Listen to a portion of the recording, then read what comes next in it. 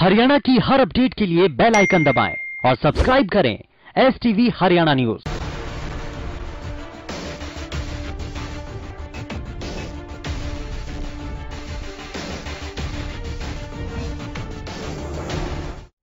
नमस्कार, आप देख रहे हैं हमारी खास पेशकश और मैं हूं आपके साथ शुभेंदु सिंह। और पूरे देश भर के अंदर कोरोना संक्रमण बहुत तेजी के साथ बढ़ रहा है और इन्हीं के साथ अब कई ऐसे राज्य हैं जो कि एहतियात के तौर पर कदम उठा रहे हैं।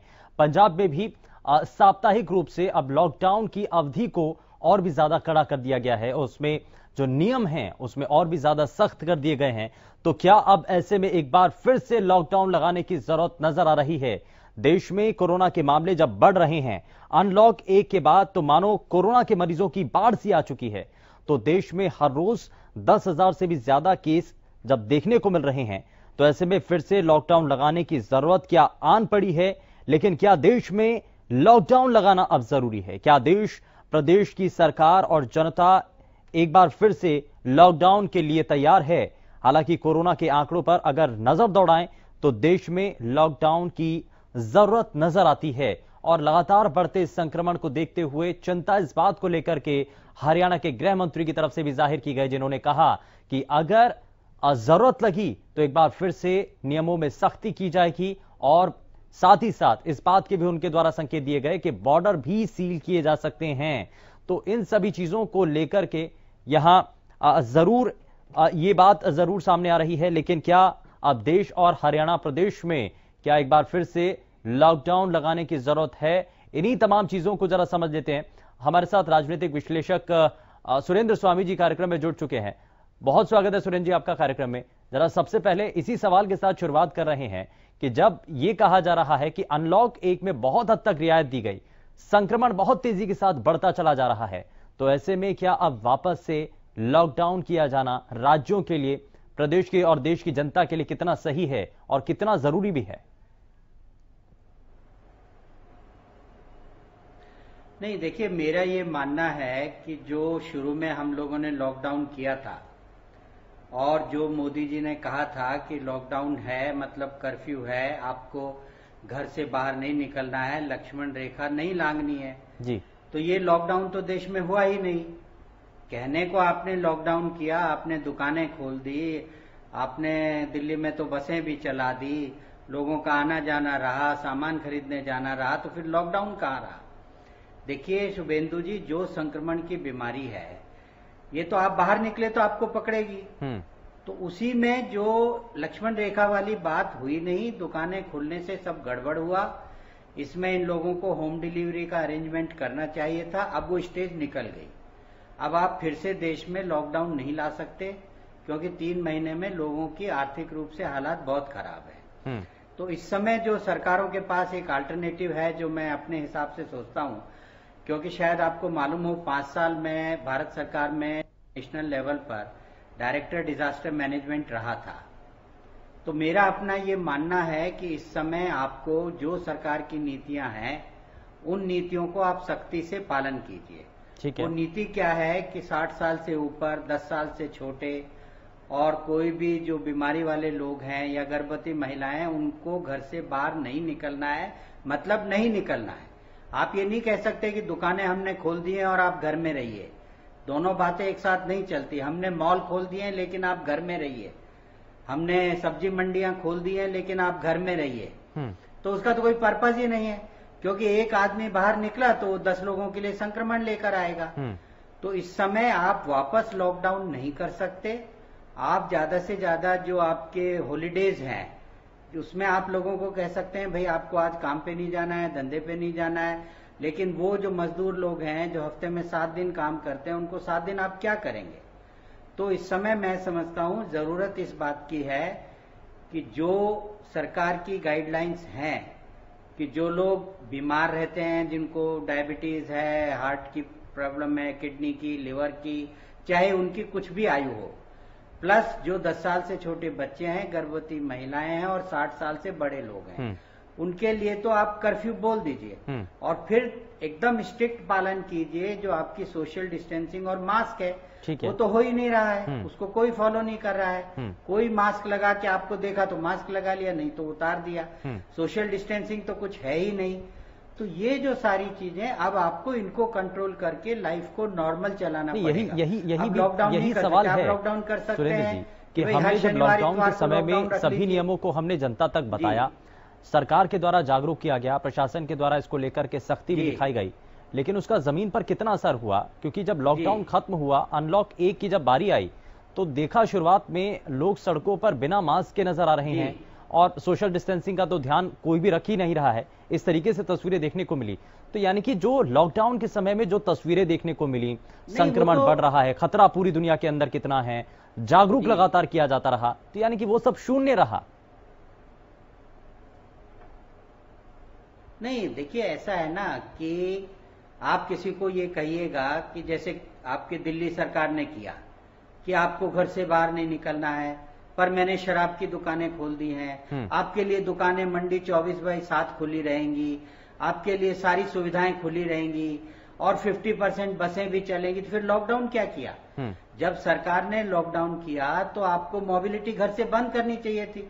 आपको दुकानों को, जो आपकी नेबरहुड शॉप्स हैं, जो हर कॉलोनी में दुकानें होती हैं, उनको सब लोग जानते हैं, उनसे कहते भाई आप होम डिलीवरी कीजिए, घर से कोई बाहर नहीं निकलेगा। तो वो जो लॉकडाउन था, वो लॉकडाउन बस इतना ही रहा कि थोड़ा रिस्ट्रिक्टेड था, लेकिन उसमें संक्रमण बढ़ रहा था। आपकी टेस्टिंग कम थी तो वो रिपोर्टिंग कम थोड़ी सी हो रही थी। उसमें तो ये है कि राज्य सरकार ये भी कहती है कि सेंटर के द्वारा जो गाइडलाइन दी जा रही हैं, सिर्फ उन्हीं का पालन किया जा रहा है। सेंटर बोल रहा है कि इन चीजों के अंदर आप जो है अभी इस दायरे के अंदर काम करें। भाई आप सेंटर छोड़िए जी। शुभेंदु जी, हेलो। जी जी, आपकी आवाज मिल रही है। हेलो, बताइए सर। आवाज आ रही है आप? जी बिल्कुल, बताइए। हाँ शुभेंदु जी, मैं ये कह रहा हूं, मोदी जी ने कहा था जो जहां है वहीं रहे, तो वहां रहा क्या? राज्य सरकारों को पैसे दिए गए कि भाई आप इनके लिए शेल्टर होम बनाइए। 11,000 करोड़ रुपया नेशनल डिजास्टर रिलीफ फंड से राज्यों को दिया गया। उनको कहा गया आप उनकी तनख्वाह दीजिए, उनकी रोटी का इंतजाम कीजिए, खाने का इंतजाम कीजिए। अगर राज्य सरकारों को लगता था कि वो नहीं कर सकती हैं, तो उनको कहना चाहिए था कि साहब हम नहीं कर पाएंगे, आप इनको भिजवाइए। आपने तो सारे मजदूरों को सड़क पे छोड़ दिया, तो आपका सारा लॉकडाउन खत्म हो गया उसी समय। फिर आपने दुकानें खोल दी, आपने रमजान में शॉपिंग खोल दी, आपने ईद पे शॉपिंग खोल दी, आपने जो है बाजारों में मॉल छोड़ के सारी सब जगह लोगों को आवाजाही शुरू कर दी। तो फिर लॉकडाउन कहां था? ठीक है, देखिए डिजास्टर मैनेजमेंट मैंने 5 साल किया है और मेरे ही टाइम में ये एनडीआरएफ और ये बायोलॉजिकल, ये सब मतलब आई वॉज फुल्ली एसोसिएटेड। मेरे लिए ज्यादा होगा ये कहना कि मैंने एसओपीज लिखी थी, लेकिन मैं आपको ये बता रहा हूं कि जो सरकार जब ये कहती है, जब मोदी जी ने ये कहा कि आप घर से बाहर नहीं निकलेंगे, लक्ष्मण रेखा नहीं लांघेंगे, ठीक है, तो आपने दुकान किसके लिए खोली? ठीक है, यानी कि जो गाइडलाइंस है उनका पूरी तरीके से पालन नहीं किया गया, लांघे और दुकान में भी आए। ठीक है, हम जरा इसी को लेकर के एक बार फिर से आपसे बात करेंगे। जो होम मिनिस्ट्री से गाइडलाइंस, लेकिन जरा ग्राउंड रिपोर्ट भी दिखाते हैं जरा, आप जो अभी तक रियलिटी सामने आ रही है, जमीन पर लोगों की क्या मांग है, और जब ये बार बार कहा जा रहा है कि क्या एक बार फिर से लॉकडाउन की जरूरत नजर आती है क्या, तो लोग इस पर क्या कह रहे हैं, जरा इस बात को भी समझ लेते हैं। हमारे संवाददाता राजेंद्र दहिया सीधे हमारे साथ जुड़ चुके हैं, जरा उनका रुख कर लेते हैं। राजेंद्र, आज की जानकारी क्या है? अब ये कहा जा रहा है कि राज्यों के मुख्यमंत्रियों के साथ प्रधानमंत्री जब बैठक करेंगे, बातचीत करेंगे, उसमें ये जाना जाएगा, समझा जाएगा कि क्या आने वाले समय के लिए स्थितियां तैयार हों, क्या नीति तैयार की जा सके, और क्या अभी तक स्थिति प्रदेशों के अंदर बनी हुई है। तो ऐसे में लॉकडाउन की अवधि अगर आगे बढ़ाई जाए, लॉकडाउन को एक बार फिर से इंप्लीमेंट किया जाए या कर्फ्यू लगाया जाए, तो क्या ये सब कुछ जो चीजें हैं, इसको लेकर के जनता कितनी आश्वस्त नजर आ रही है? जनता को लग रहा है कि सिर्फ एकमात्र अब यही विकल्प है जो शुरुआत में कहा जाता था कि अपने घर में रहिए, लॉकडाउन का पालन कीजिए, तो क्या वापस से वही स्थिति बनने वाली है, और क्या इसके लिए जनता और राज्य तैयार हैं?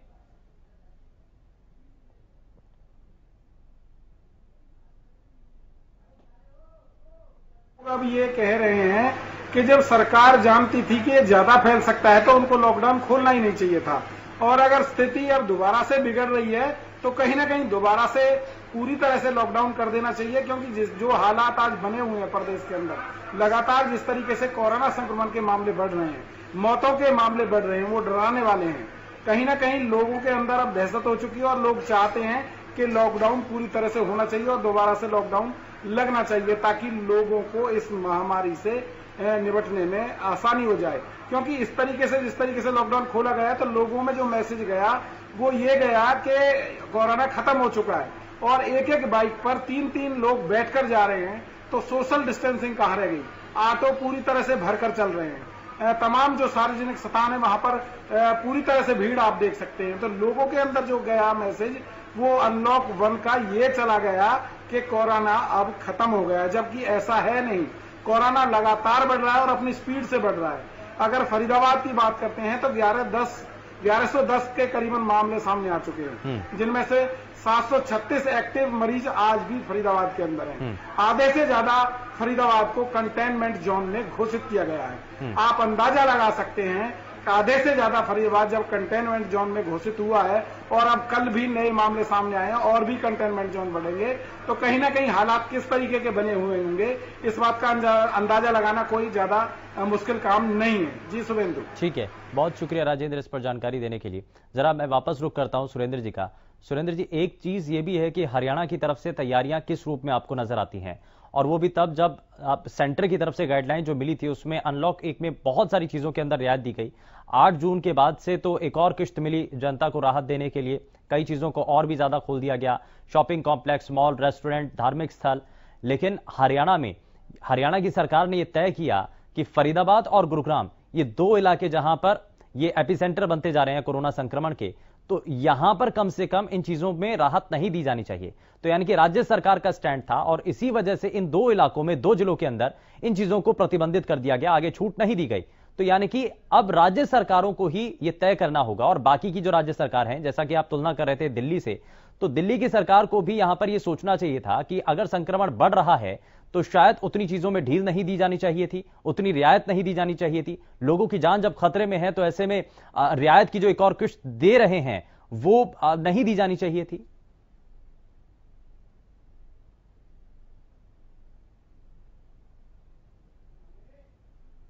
डिजास्टर मैनेजमेंट किया। उड़ीसा साइक्लोन, गुजरात अर्थक्वेक और सुनामी 3 मेरे टाइम पे बड़े डिजास्टर्स हुए थे जब मैं डायरेक्टर इमरजेंसी रेस्पॉन्स था भारत सरकार में। मैं बता रहा हूं आपको 2000 से 2005 की बात है। मेरा ये कहना है कि अब कोई भी राज्य सरकार इस स्थिति में नहीं है कि मार्च अप्रैल वाला लॉकडाउन दोबारा से ला सके। ठीक है, वो त्राहिमाम होगा, लोगों की जेबें खाली हैं, लोगों के आय के साधन नहीं है, और वो परेशानी करने वाली बात होगी। इस समय मेरी अपनी राय ये होगी, अगर आज मैं होम मिनिस्ट्री में डायरेक्टर होता या ज्वाइंट सेक्रेटरी होता तो मैं होम मिनिस्टर को ये सलाह देता कि जो आपकी मौजूदा गाइडलाइन है उनको एनफोर्स कराइए। मौजूदा गाइडलाइंस क्या है कि जो, जैसे मैंने आपको शुरू में भी कहा कि जिनको बीमारी है, जो बुजुर्ग हैं, जो बच्चे हैं, लेकिन राज्य सरकारें इसको कितना पालन करवाएंगी? राज्य सरकारें इन गाइडलाइंस को लेकर के कितना गंभीर हैं? अल्टीमेटली आकर के तो ये राज्य सरकार के ऊपर ही निर्भर हो जाता है कि वो अपने राज्य में किस रूप में उसको इंप्लीमेंट करवाती है।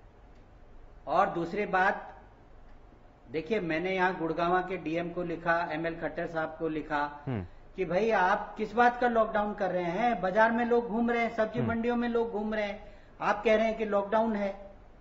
जब आपने दुकानें खोल दी तो आप क्या, जो लोकल दुकानें हैं उनको आप होम डिलीवरी नहीं दे सकते थे? आपने शराब की दुकानें खोली, आप शराब की दुकानों से होम डिलीवरी नहीं कर सकते थे? अरे आपको लोगों को घर के अंदर रखना है। अंदर कैसे रखेंगे? अंदर रखने के 2 ही तरीके हैं, उनके जो साधन है, उनकी जो जरूरत है, उनके घर पहुंचाइए।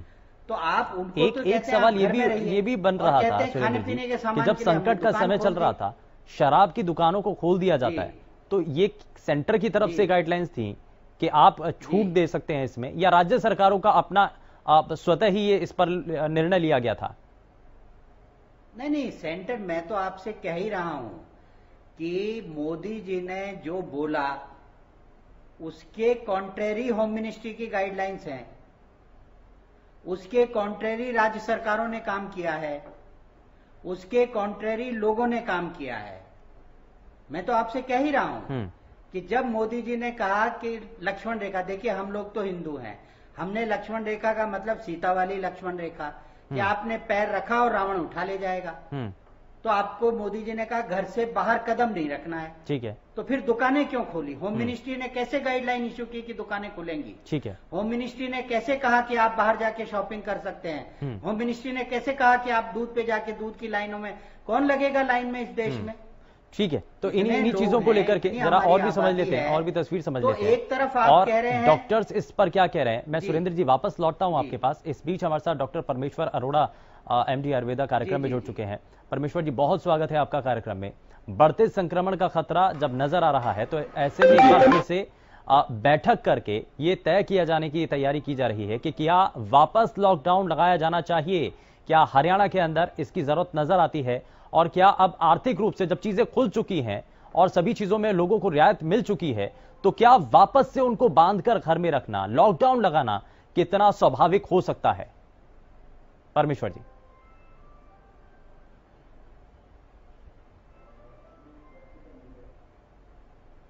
हम कर चुके हैं, आप मीडिया के माध्यम से, हम लोग चिकित्सक लोग, सरकार भी सब बता चुके हैं कैसे उनको अपना बचाव करना है, कैसे अपने मास्क लगाना है, सोशल डिस्टेंसिंग करनी है, हैंड हाइजीन मेंटेन करना है, और बहुत जरूरी काम हो तब बाहर जाना है। अब मुझे लगता है अब बहुत जरूरी काम हो तब बाहर जाना है। अब मुझे लगता है अब समाज की जिम्मेदारी है।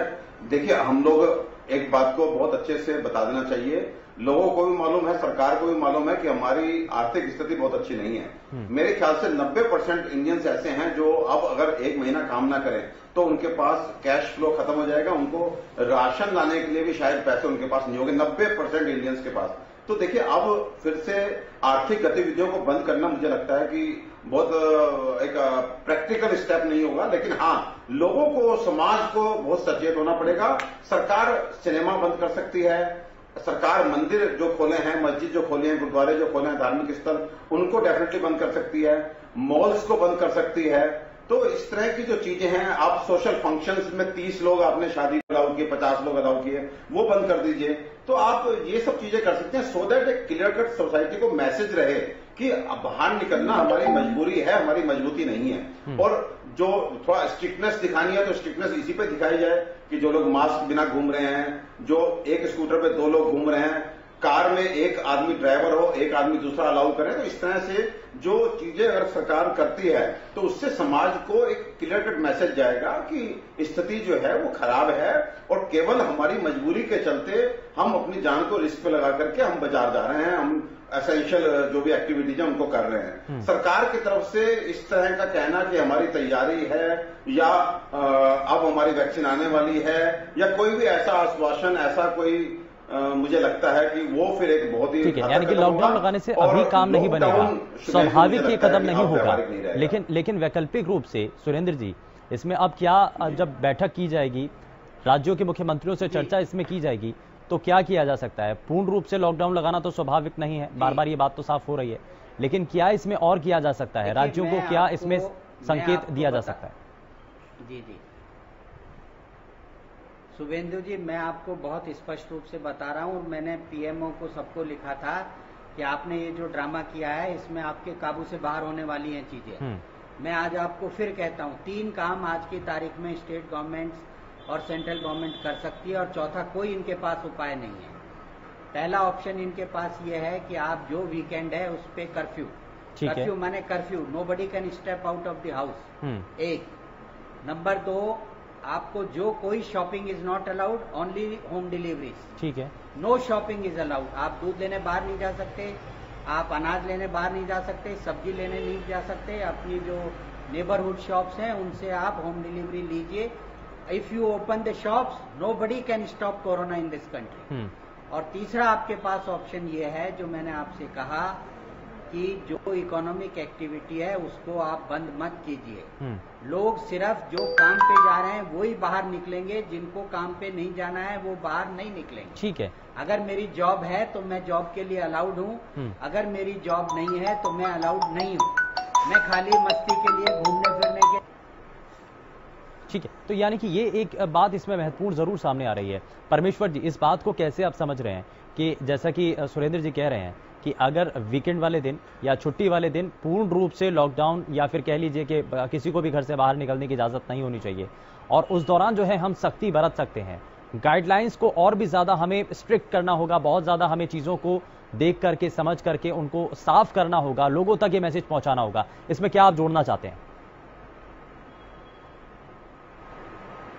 देखिए शुभेंदु, ये जिस तरह का इन्फेक्शन है उस हिसाब से ये 1 दिन और 2 दिन जो हम कर्फ्यू लगाएंगे और बाकी 5 दिन जो है इसी तरह से हम जो है लापरवाही के साथ बाजार खोलेंगे, तो मुझे लगता है कोई फायदा नहीं होगा।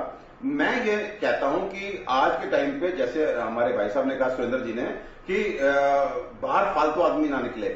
उसके लिए ये है कि आप सब्जी की दुकान, दूध की दुकान सुबह 7 से 9 आप कर दें, 2 घंटे आप खोलिए, और उसके बाद जो व्यक्ति बाहर घूम रहा है उसके पास कम से कम ये कहने का रीजन नहीं होना चाहिए कि साहब वो दवाई लेने जा रहा था, दूध लेने जा रहा था, यहां जा रहा था, उसका चालान कटना चाहिए। तो एक्चुअली आज के टाइम पे अगर आप सुबह 7 से 9 कर देते हैं कि लोग, जो बहुत जरूरी है, क्योंकि हमारे यहाँ लोग जो है वो शुभेंदु दोपहर में निकलते हैं, उनके पास बहाना है कि साहब मैं तो दवाई लेने जा रहा हूं, मैं तो साहब दूध लेने जा रहा हूं। तो उसका अगर सुबह 7 से 9 आपने टाइम रखा है या सुबह 6 से 8, इसका मतलब है जो वास्तव में जिसको जरूरत है वही बाहर निकलेगा।